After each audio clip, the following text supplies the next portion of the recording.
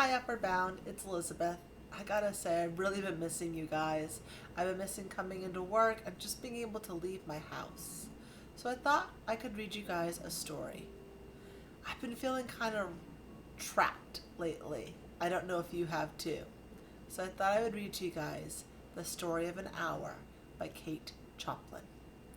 Knowing that Mrs. Mallard was afflicted with a heart trouble, great care was taken to break to her as gently as possible the news of her husband's death. It was her sister Josephine who told her, in broken sentences, veiled hints that revealed and half concealing. Her husband's friend Richards was there too, near her. It was he who had been in the newspaper office when intelligence of the railroad disaster was received, with Bruntley Mallard's name leading the list of killed.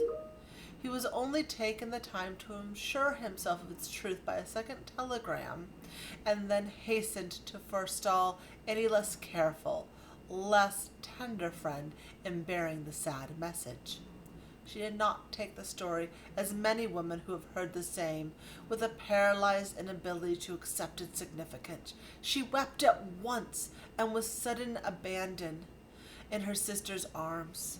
When the storm of grief had spent itself, she went away to her room. Alone, she would have no one follow her. There stood, facing the open window, a comfortable, roomy armchair.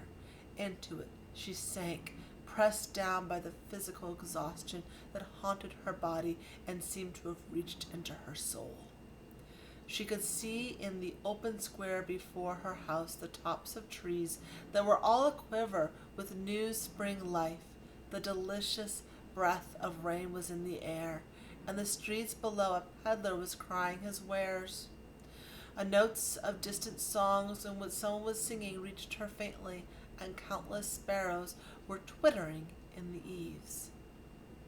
There was patches of blue sky showing here and there through the clouds that met and piled upon one another in the west facing her window. She sat there with her head thrown back on the cushion of the chair, quite motionless, except when a sob came into her throat and shook her, as a child who's cried itself to sleep still sobs in their dreams.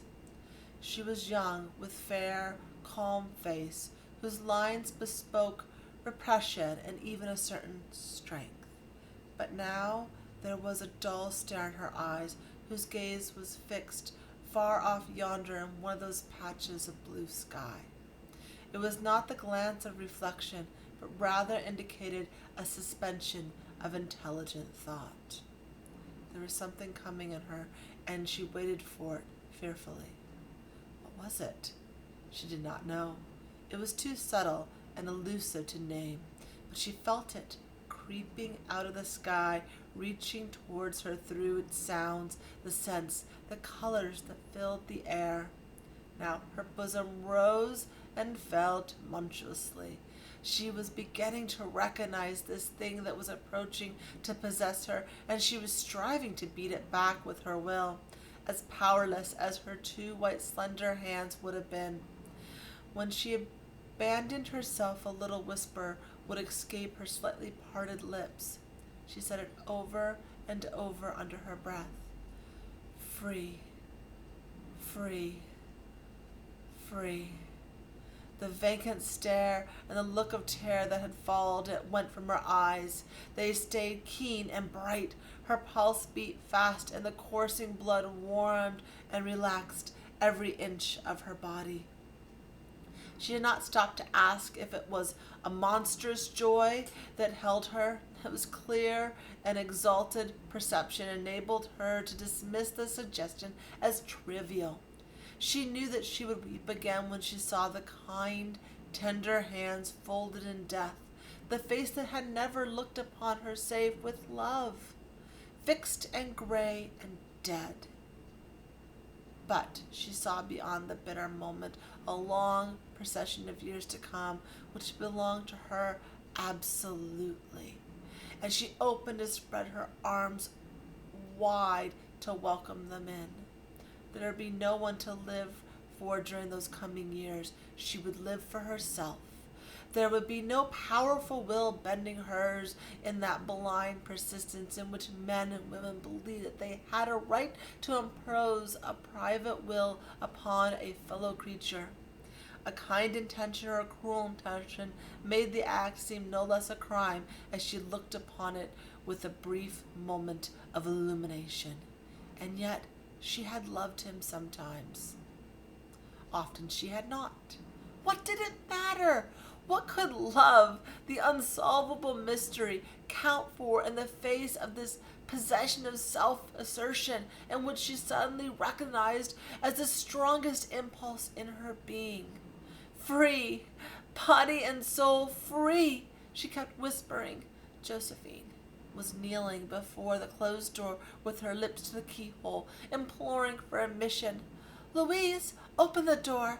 I beg you, open the door. You will make yourself ill. What are you doing, Louise? For heaven's sake, open the door. Go away. I'm not making myself ill. No, she was drinking in the very elixir of life through that open window. Her fancy was running riots those days ahead of her, spring days and summer days and all sorts of days that would be her own. She breathed the quiet prayer that life might be long. It was just yesterday that she thought with a shudder that life might be long. She rose at length and opened the doors to her sister's implorance. There was a feverish triumph in her eyes, and she carried herself unwittingly like the goddess of victory. She clasped her sister's waist, and together they descended the stairs. Richards was waiting for them at the bottom. Someone was opening the front door with a latchkey. It was Brentley Mallard who entered, a little travel-stained, composedly carrying his gripsack and umbrella. He had been far from the scene by the accident and did not even know there had been one.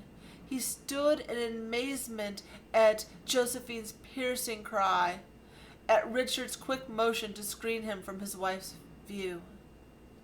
When the doctors came, they said that she had died of a heart disease, of the joy that kills. Thank you for listening. I hope that you guys have a wonderful day. Goodbye.